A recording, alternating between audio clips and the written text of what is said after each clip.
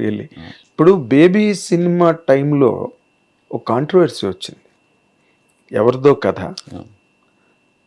ప్లేగ్యారియస్ చేయబడింది, గ్రంథ చౌర్యం చేయబడింది అని. దాని మీద నువ్వు కోర్టులో కూడా నువ్వు గెలిచావు కదా. అంటే పోలీసు ఫాల్స్ అని రిపోర్ట్ కోర్టుకి సబ్మిట్ చేసి some you came out without guilty. అది నేను అనేది అంటే అదొక ఫూలిష్ థింగ్. నేను ఫస్ట్ టైం అనుకుంటాను నేను చెప్పడం ఇది. అవును, ఒకటి రెండు సార్లు అనుకున్నాం మనం, బట్ మనం కలియడం కుదరలేదు. సేలంలో ఒక అమ్మాయి అంటే ఎంత ఫూలిష్ ఉంటుంది ఆ కేసు అనేది చెప్తా. ఇప్పటికి కూడా నన్ను ఎవరైనా ట్రిగ్గర్ చేయాలంటే అప్పుడప్పుడు పెడుతుంటారు, ఆ కథ కొట్టేసావు కదరా, ఈ కథ కొట్టేసావు కదరా అని. నేను ఇచ్చిన కథల సినిమాలే ఒక 2 ఉన్నాయి, అవే నా పేర్లు ఉండవు. నేను రాసిన పాటలకే నా పేర్లు ఉండవు. నేను డైరెక్షన్ చేసిన సినిమాకే నా పేరు లేదు. ఇవి కూడా నాకు తెలుసు. ఓకే, చాలా మందికి తెలియదు. నేను డైరెక్షన్ చేసిన సినిమా కూడా ఒకటి, నా పేరు ఉండదు దాంట్లో. స్టార్టింగ్ నుంచి ఎండ్ వరకు చెప్పను. అది it's hit film. So it's very good hit film. దాంట్లో కూడా నా పేరు ఉండదు. సేలంలో ఒక అమ్మాయిని ఇద్దరు చంపేశారు అనే ఒక న్యూస్ ఆర్టికల్ వచ్చింది. ఆ ఆర్టికల్ నేను తీసుకొని ఒక పర్సన్కి ఇచ్చి, జస్ట్ నాకు హృదయకాలం తీసే టైంలో ట్రైలర్ హెల్ప్ చేశాడని ఒక దీంట్లో ఇవి ఇచ్చాను. ఇది బాగుంటుంది చేస్తే. సో మనం ఏం చేద్దామంటే ఒక అమ్మాయి, ఆ అమ్మాయి గురించి నేను కొద్దిగా చదివా ఇంటర్నెట్లో. ఏంటంటే అమ్మాయి ఆటో డ్రైవర్ ఎవడైతే ఉన్నాడో, ఆటో డ్రైవర్ పూర్ గై, వాడు స్కూల్ నుంచి అమ్మాయికి తెలుసు. అమ్మాయికి ఇంజనీరింగ్ కాలేజ్కి వెళ్ళిన తర్వాత ఇంకొక అబ్బాయి పరిచయం అయ్యాడు. సో ఇలా ఈ రెండింటి మధ్యలో వాళ్ళిద్దరికి తెలిసింది, వాళ్ళిద్దరు చంపేశారు అమ్మాయిని. ఇది బాగుంటుంది, ఈ పాయింట్ తీసుకుంటే అని చెప్పి మనం ఇచ్చాం. నేను ఇచ్చిన తర్వాత వాళ్ళు ఒక 9 నెలలు 10 నెలల తర్వాత నాకు ఒక స్క్రీన్ ప్లే చెప్పారు ఒకరోజు ఆఫీస్లో. It's worst. ఓకే, అంటే అది సినిమాకి దానికి ఒక గ్రామర్ లేదు. సో నేను ఇంకా అది వదిలేసా. ఇంకా అంటే నేను చెయ్యనని చెప్పేసాను. ఆ కథ ఎవరైనా చేయొచ్చు, ఎందుకంటే పబ్లిక్ ప్లాట్ఫామ్లో ఉంది కాబట్టి. ఎస్, పబ్లిక్లో ఉన్న కథకి కాపీరైట్ ఉండదు. అంతేగా. అదే ఒక సిచ్యువేషన్, ఒక ఇన్సిడెంట్ జరిగితే ఆ ఇన్సిడెంట్ని నేనైనా తీసుకోవచ్చు, నువ్వైనా తీసుకోవచ్చు, ఎవరైనా తీసుకోవచ్చు. కానీ నా కథ, నేను రాసిన కథ మీరు తీయకూడదు, ఎందుకంటే అది నా బుర్రలోంచి పుట్టిన థాట్. ఇక్కడ మా బుర్రలో ఓన్ క్రియేషన్ అది. యా. సో నేను బేబీ రిలీజ్ అయిన రోజులు ఏం చెప్పాను, ఇక్కడ సేలంలో జరిగిన ఒక అమ్మాయి జరిగిన ఒక కథ అని చెప్పాను. అవతల వాళ్ళు సినిమా తీసి బేస్డ్ ఆన్ ట్రూ ఈవెంట్స్ అని వేశారు సినిమాలో ఫస్ట్ ఫ్రేమ్. సో ఇక్కడ ఛాంబర్ కానీ పోలీసులు కానీ ఏమంటారంటే, అసలు ఇక్కడ కేసే లేదు కదా, బేస్డ్ ఆన్ ట్రూ ఈవెంట్స్ అన్నప్పుడు ఎవడైనా తీసుకోవచ్చు ఆ పాయింట్ని. కరెక్ట్. యా. ఇంకొక రెండో థింగ్ ఏంటంటే, అసలు నేను సెట్లో సీన్స్ రాస్తాను. 2 ఏళ్లలో నాకు క్లైమాక్స్ ఏం జరుగుతుంది, నా దగ్గర ఎండ్ పాయింట్ ఉంది. హీరోయిన్ వేరే వాడిని పెళ్లి చేసుకుంటారని ఉంది, ఇంటర్వెల్లో కిస్ చేస్తాడని ఉంది, ప్రేమిస్తున్న సీక్వెన్స్ ఉంది, అంతే. ఇంక మధ్యలో ఏది లేదు నా దగ్గర స్క్రీన్ ప్లే. అది నేను అనుభవిస్తూ డాట్స్ కనెక్ట్ చేసుకుంటూ సినిమా రాసుకుంటున్న థింగ్. అంటే ఇప్పుడు ఆనంద్ కానీ వైష్ణవి కానీ కూడా ఇప్పుడు ఆ రోజు ఎవరైతే నా మీద అలిగేషన్ వచ్చినప్పుడు వాళ్ళకి నవ్వు వస్తుంది, ఎందుకంటే వీడు ఎప్పుడు రాస్తాడు రా బాబు సీను, అసలు ఏం సీన్ ఈరోజు అనేది. నేను అట్లా కూర్చొని దాదాపు 10 గంటలకు 10:30 బయటకు వచ్చి అట్లా ఆనందంతో చెప్పాను, ఎందుకంటే నా ఫ్రెండ్ ప్రొడ్యూసర్ కాబట్టి.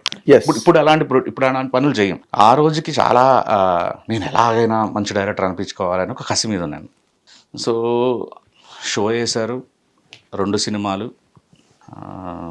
పోలీసు వాళ్ళు కూర్చున్నారు, ఛాంబర్ పెద్దలు కూర్చున్నారు, కౌన్సిల్ పెద్దలు కూర్చున్నారు, రైటర్స్ అసోసియేషన్ కూర్చుంది. Set like bullshit. అంటే ఒక అమ్మాయి ఒక అబ్బాయి ఒక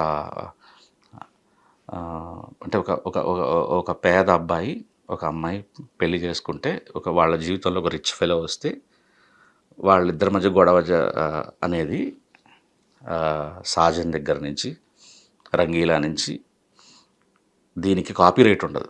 ఇలా వందల సినిమాలు ఉన్నాయి. థీమ్ అది, సీతామహాలక్ష్మి మీరు ఎన్ని సినిమాలైనా ఈ పాయింట్ ఉంటుంది. కాపీ అని చెప్పడానికి చాలా రూల్స్ ఉంటాయి. వరుసగా 10-15 సీన్లు కలవాలి, బ్లాక్లు. ఐడియాకి ఎప్పుడు కాపీ రైట్ ఉండదు. Correct. Yeah, idea copy right. మీరు ఏ కోర్టుకి వెళ్ళినా కూడా ఇది ఉండదు. నన్ను ఎంత ట్రిగ్గర్ చేస్తున్నా, చాలామంది ట్రిగ్గర్ చేస్తున్నా, నేను మాట్లాడాల. రీజన్ నాకు కోపం రాలే. అంటే నేను చాలా ప్రౌడ్గా ఫీల్ అవుతాను నా రైటింగ్.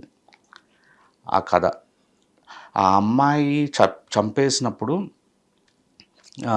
నేను ఒకలా ఆలోచించాను.